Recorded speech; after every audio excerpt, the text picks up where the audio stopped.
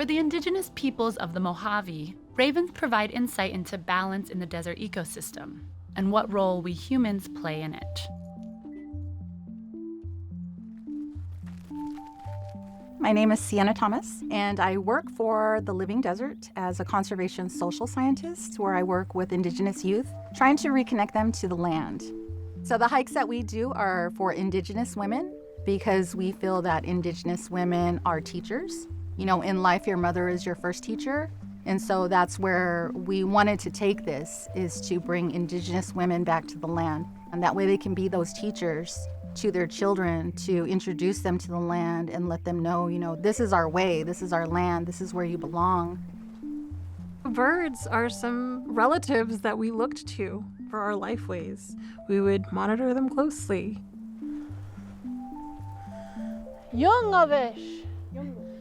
He waved. Yep. He says, nobody's called me that in 50 years. It's been a bit.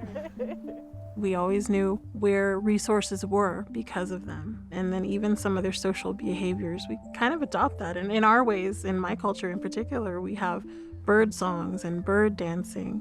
It's a very beautiful thing to see and to know that a lot of our lifeways came from watching our relatives, and the birds are a major relative. So ravens are viewed as holding a lot of power, and they're very intelligent. So you could see how we, came to that conclusion. It's like, they must be very powerful. In our way, we feel like they're our ancestors because they've been here longer than us. They were here before us.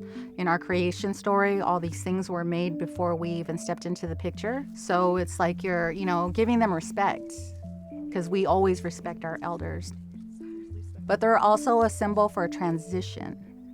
And so I think, as we're seeing their growth in population, we're also seeing transitions, not only in the natural world, but also in the spiritual world as well. Yeah, so last year we had a pair of great horned owls, and they had 2 owlets, and we got to enjoy a few months of them. So hawks, owls, they all share, or they all kind of take over each other's nest. So it could be anybody.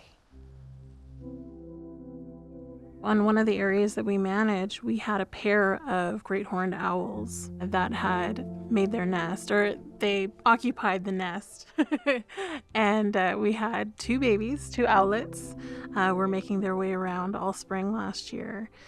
This year, not so much. And a couple of the site monitors that we have watching our parcel noted a lot of raven activity. Whether or not they were making their own nest somewhere and kind of using the great horned owl's nest, it remains a mystery, but we know that the owls aren't there and that we have pretty steady population of a family of ravens in the area. So I appreciate watching any bird and noting their behavior, but I was heartbroken that the great horned owls kind of moved out of the neighborhood.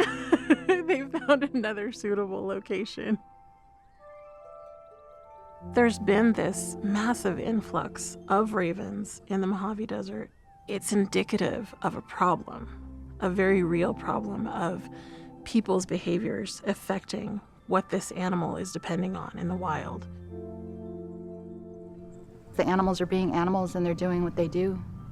But I think for a lot of people, they need to understand, that everything has its cycle, and sometimes things get unbalanced, but it'll always find its way back.